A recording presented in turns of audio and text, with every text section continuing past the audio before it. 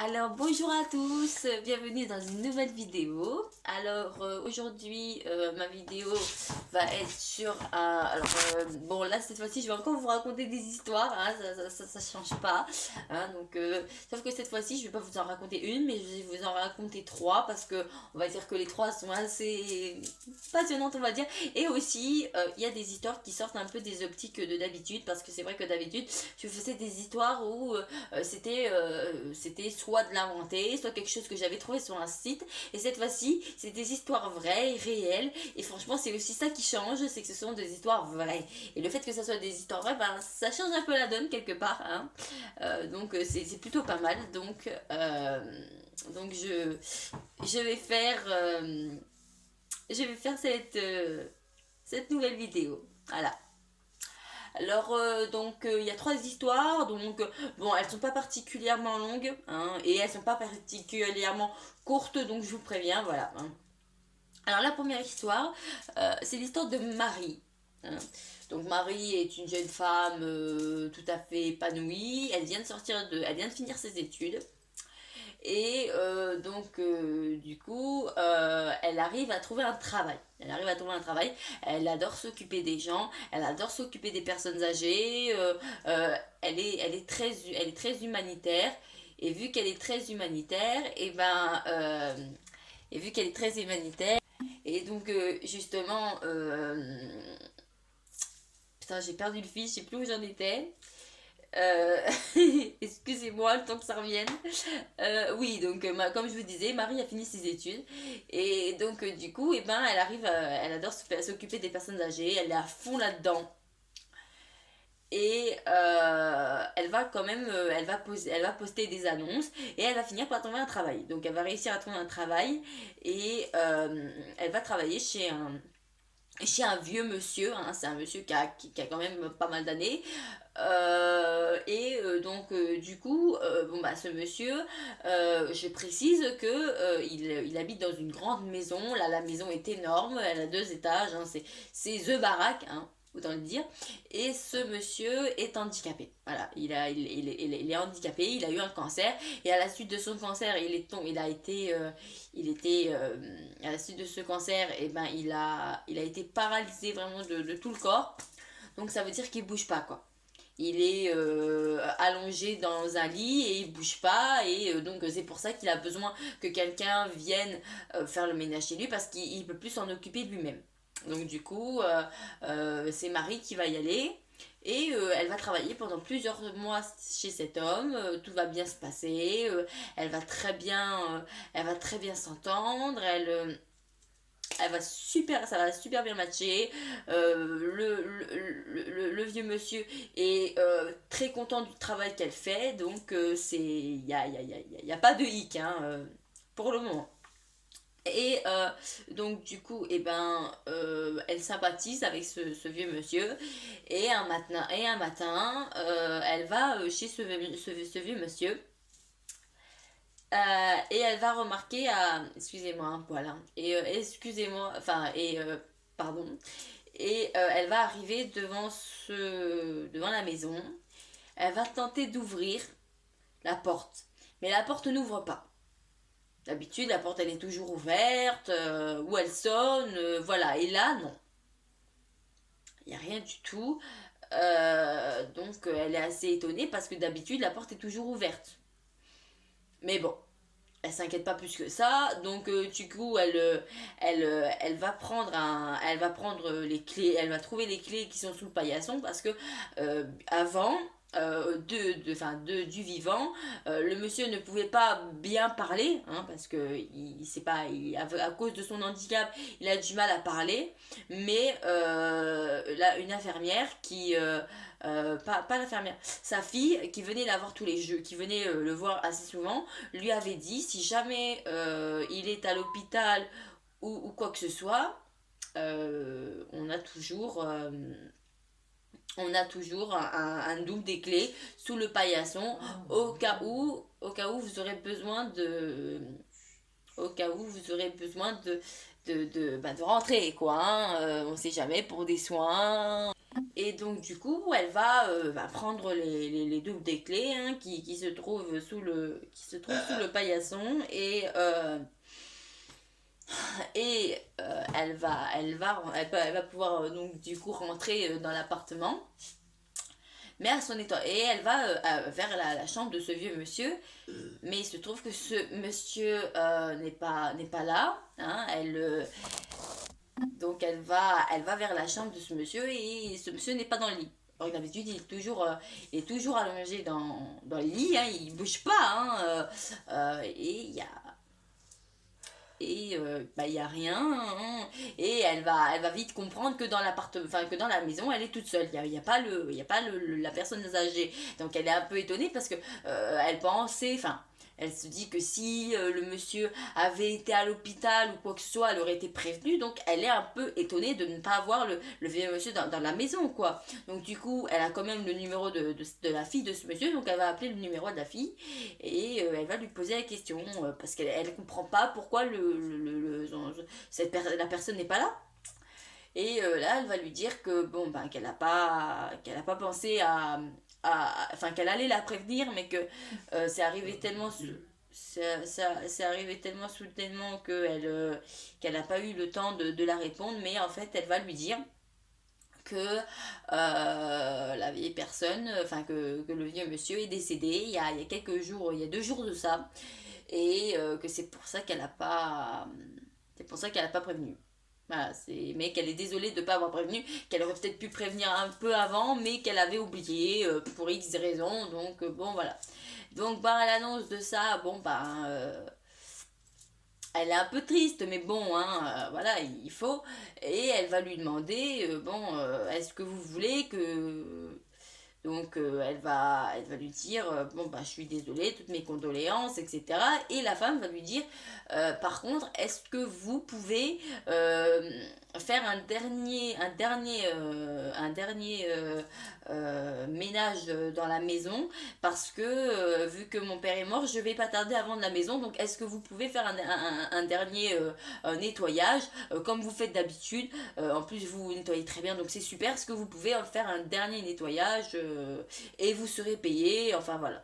Donc la Marie, pas de souci, elle raccroche, elle va commencer à faire son ménage, et elle est alertée par des bruits de porte qui arrêtent pas de claquer. Donc elle se dit, peut-être que il y a une fenêtre qui a été ouverte à l'étage, et peut-être qu'il y a un peu de vent, et ça claque. Donc elle va monter à l'étage pour vérifier, pour fermer une fenêtre s'il y a une fenêtre d'ouvert, ou voilà.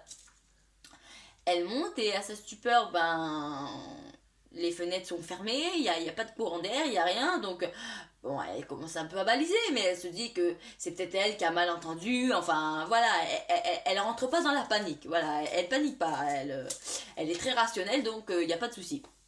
Et donc du coup, elle va redescendre, elle va continuer son ménage, mais malgré ça, elle continue à entendre les portes qui claquent. Donc on va dire que là, elle commence vraiment à balader. Donc elle se dit, bon, je vais remonter et je vais vérifier pour être sûre qu'il n'y a rien, parce que j'ai peut-être manqué une fenêtre, enfin elle sait pas. Donc elle va y retourner.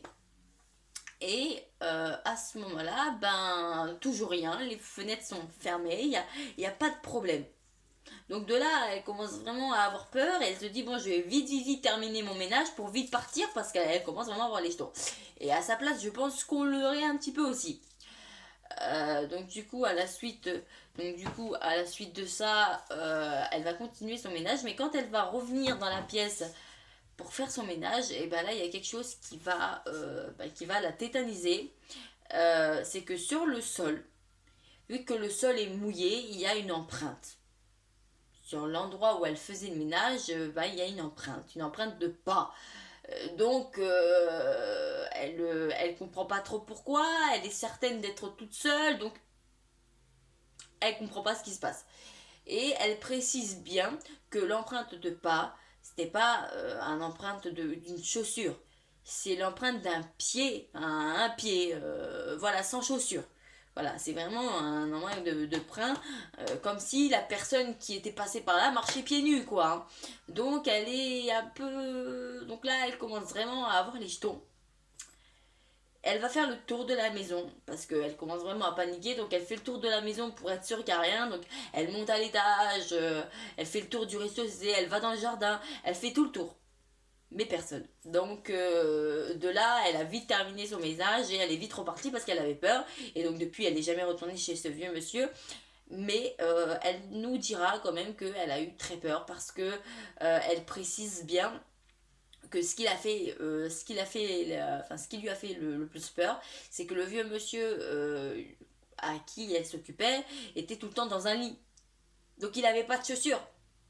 Voilà, il était pieds nus. Donc voilà, elle est très rationnelle, mais le fait que l'empreinte de pied soit pieds nus, c'est un peu bizarre. Et puis même vous imaginez un cambrioleur qui vient chez vous et qui enlève les chaussures. Enfin, c'est pas logique. Donc elle sait toujours pas, elle peut pas expliquer pourquoi ce jour-là il y avait cette empreinte de pas, pourquoi ce jour-là il y avait les claquements de porte, alors que bon, bah, en cas ordinaire il y en avait jamais, hein.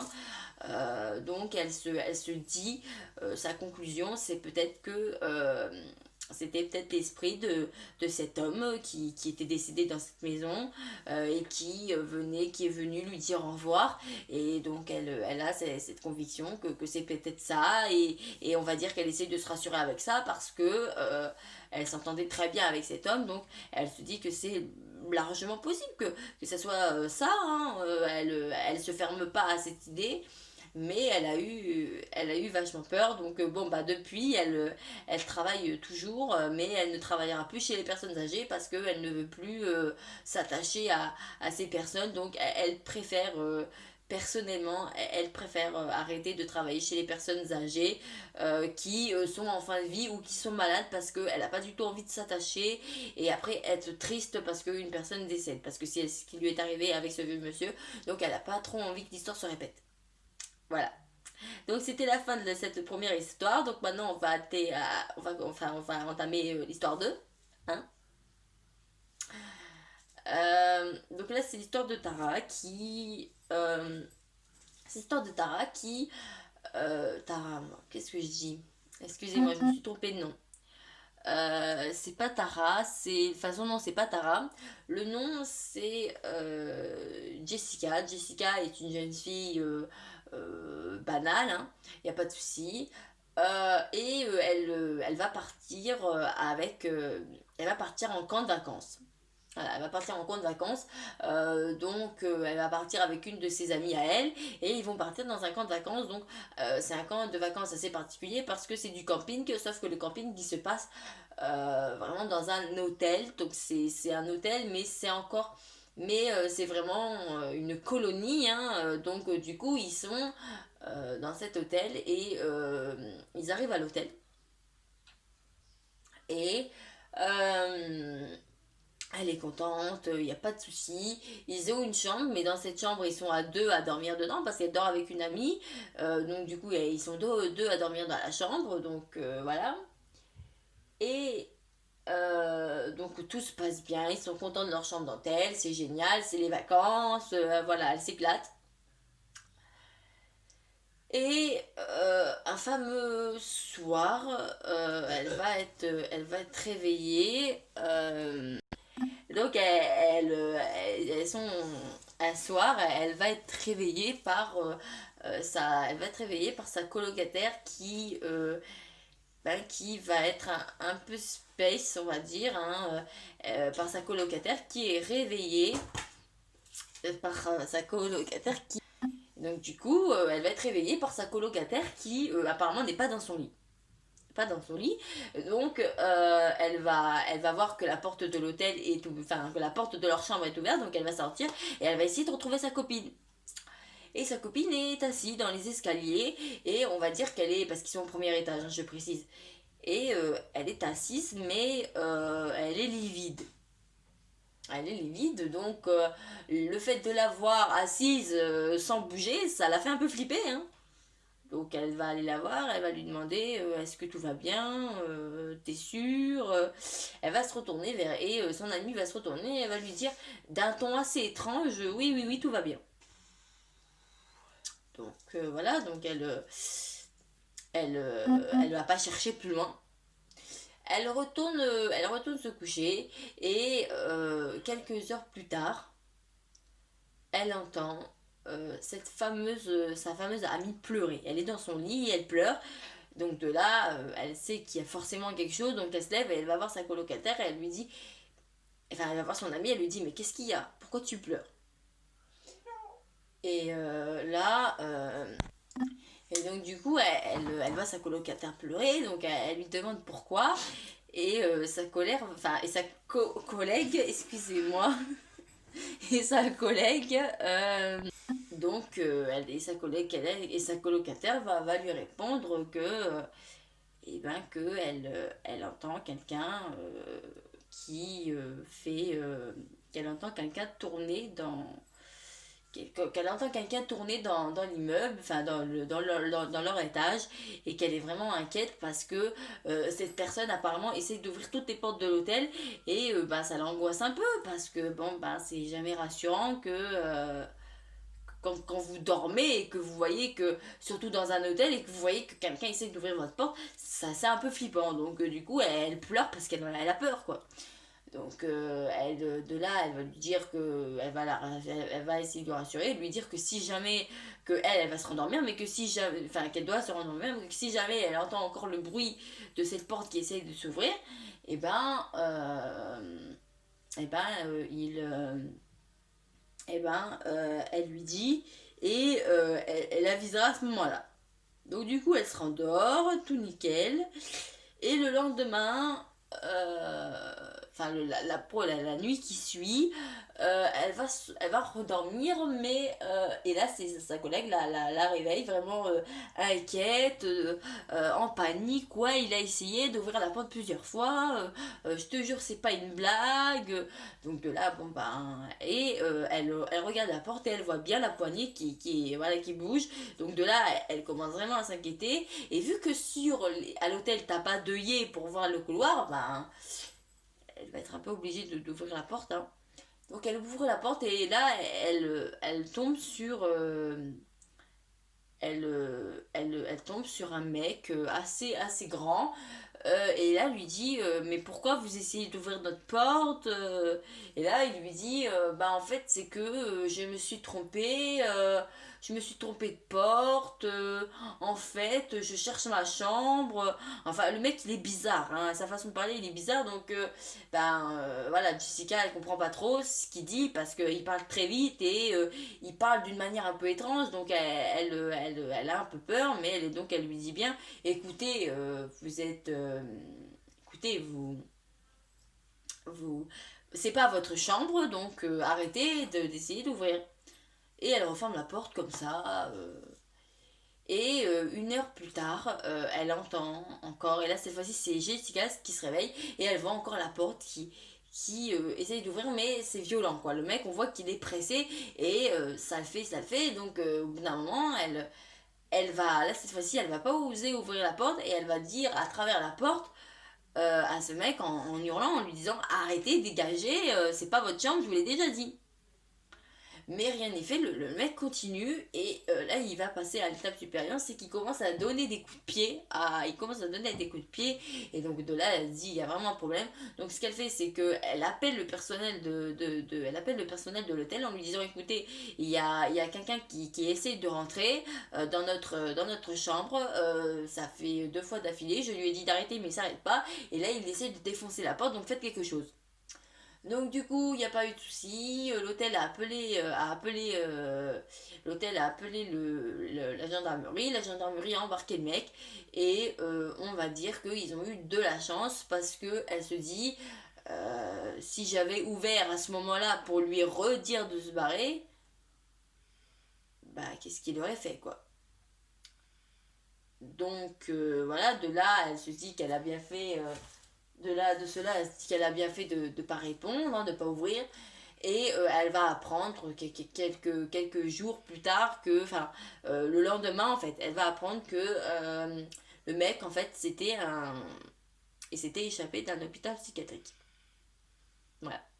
Il s'était échappé d'un hôpital psychiatrique, donc c'était vraiment malade. Donc elle se dit, si j'avais ouvert cette deuxième fois, ben, qu'est-ce qui nous serait arrivé, hein. Donc de là, elle se pose beaucoup cette question et on va dire que bon bah maintenant à l'hôtel, voilà, ils sont pas restés longtemps, hein. Elles auraient pu rester un peu plus longtemps, mais ils sont pas restés longtemps, ils sont repartis aussi vite parce que cette histoire, on va dire que ça les a assez marqués et ça se comprend. Voilà.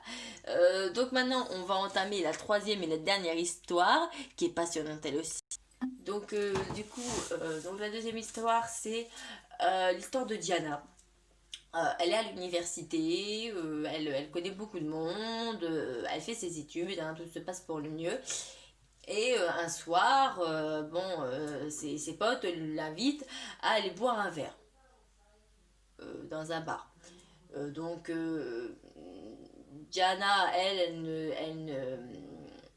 ne boit pas d'alcool, donc voilà, donc je précise parce que c'est important pour la suite de l'histoire, hein, et enfin retenez bien ce point, et donc du coup elle va boire un verre et elle va tomber sur un mec, un inconnu qu'elle ne connaît pas, qui vient la voir et qui lui dit vous savez, bonjour, comment vous appelez, enfin ce mec est très entreprenant, il nous pose des questions, et puis il lui dit est-ce que je peux vous offrir quelque chose à boire, donc elle dit non j'ai déjà un verre merci. Et donc de là, bon, bah, elle sympathise avec ce mec, mais elle le trouve quand même un peu bizarre parce que, voilà quoi. Mais bon, c'est pas la première fois que quelqu'un l'accoste, donc elle se pose pas plus de questions que ça. Et quand elle va partir du bar, et ben il y a ses copines qui vont lui dire mais c'était qui ce mec? Et elle va dire mais vous le connaissez pas? Et elles vont dire non. À l'université on l'a jamais vu. Et pour Diana c'est pareil, elle aussi à l'université elle l'avait jamais vu, mais bon elle se pose pas plus de questions que ça. Pour elle c'était juste un lourd et voilà c'est tout. Et le lendemain, enfin quelques jours plus tard, elle va décider de retourner à ce bar. Sauf que cette fois-ci elle est toute seule. Elle est toute seule, mais bon, c'est un petit kiff, elle veut se prendre un verre, donc elle y va toute seule. Et elle retombe sur ce mec qui ben, l'accoste encore une fois et qui lui dit bonjour, est-ce que vous vous rappelez de moi, tout ça. Donc Diana lui dit oui, oui, je me rappelle très bien de vous. Ils parlent beaucoup ensemble et, cet homme va lui proposer un rendez-vous chez lui. Donc de là, elle est un peu interloquée, elle comprend pas trop pourquoi, elle sait pas. Donc du coup, elle va dire oui parce qu'elle trouve que ce mec est plutôt mignon. Donc bon, elle va accepter. Le lendemain, soir, elle a rendez-vous chez cet homme. Donc elle va chez cet homme et là, elle parle beaucoup avec cet homme. Tout va bien. Ouais, tout va bien. Et donc du coup, bon ben quelque part tant mieux, hein, pour l'instant, hein.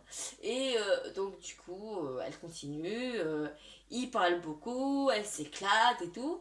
Et à un moment donné de la soirée, l'homme va servir un verre d'alcool, va aller dans la cuisine, donc elle va pas comprendre, et il va revenir de la cuisine avec deux verres. Et c'est des verres d'alcool et elle dit à il demande, il lui dit vous voulez boire un verre et tout, et elle lui dit non non non, désolé je ne bois pas d'alcool, voilà. Et là il lui dit mais vous pouvez essayer, c'est pas dangereux, ne vous inquiétez pas, mais Diana reste sur ses positions, elle dit non je ne bois pas d'alcool, je ne veux pas en boire. Et là, il continue à insister malgré ça. Et là, elle lui dit non. Elle lui dit que non, qu'elle veut pas. Et là, le mec se met en colère et lui dit comme ça, mais, vous savez, vous n'avez pas à avoir peur, c'est que de l'alcool, c'est pas du poison. Et elle lui dit, non, mais même, je m'en fous, je veux pas. Et là, le mec va commencer vraiment. Donc là, il commence vraiment à devenir agressif et puis il va à la forcer à boire le verre. Il lui dit mais allez c'est bon, vous me faites pas confiance, allez-y, je vous en pas empoisonner. Et là elle tient tête et elle dit écoutez je veux pas, me forcez pas. et elle va finir par être vexée. Donc du coup elle dit pour moi c'en est trop, elle se lève et elle va pour sortir. Et là le mec va mettre sa main sur la poignée d'entrée et il lui dit comme ça vous ne sortirez pas. Donc de là, bon ben, elle commence vraiment, enfin elle commence clairement à paniquer. Elle lui donne un coup de pied. Hein, elle lui donne un coup de pied vraiment bien placé. Donc le mec finit par lâcher la poignée. À ce laps de temps, elle arrive à se saisir de la poignée et à sortir de l'appartement. Elle court. Elle voit que ce mec la poursuit. Et elle court, elle court. Elle voit qu'il continue à le poursuivre. Donc elle arrive à trouver une rue, enfin à se coincer dans une rue. Et à appeler la police parce qu'elle voit que cet homme la suit et n'arrête pas. Donc et ben, elle demande à ce qu'il y ait une intervention qui soit faite. Et à sa place, on aurait tous fait pareil. À sa place, on irait toujours tout fait pareil. Donc de là, elle va appeler la police, elle va continuer à courir et au bout d'un moment, elle verra que ce mec n'est plus derrière que ce mec n'est plus derrière elle. Donc elle est en ouf et elle comprend pas trop ce qui lui est arrivé et nous on va en déduire que et elle va en déduire aussi c'est ce qu'elle dit sur son tweet que il avait peut-être mis quelque chose dans le verre et qu'elle voulait à tout prix que elle l'ingurgite, donc que c'est peut-être pour ça qu'il a été aussi pressant pour qu'elle boive le verre, et aussi ben, pourquoi il l'a poursuivi et pourquoi il l'a empêché de courir. Donc si elle ne l'avait pas frappé, et ben qu'est-ce qui lui est arrivé si elle n'avait pas réussi à sortir de cet appartement, qu'est-ce qui lui est arrivé? Ça malheureusement c'est le fin mot d'histoire, on ne saura jamais. Donc voilà. Donc là, vous voyez, ça, donc voilà, c'est la fin de cette troisième histoire. Donc comme vous voyez, là, j'ai varié les plaisirs. Donc là, j'ai pas mis que des histoires paranormales. Il y avait une histoire paranormale, mais il y a des autres histoires de choses ouf qui peuvent nous arriver à tous. Et que franchement, je trouve que c'est bien de raconter parce que et surtout quand c'est bien raconté, hein, surtout quand c'est bien raconté, ça vaut le coup. Donc c'est pour ça que je tenais à vous les raconter. Et donc voilà, donc voilà, donc je sais que voilà. Donc voilà, j'espère qu'elle vous a plu. Je vous dis à bientôt dans une nouvelle vidéo et à bientôt. Moi aussi.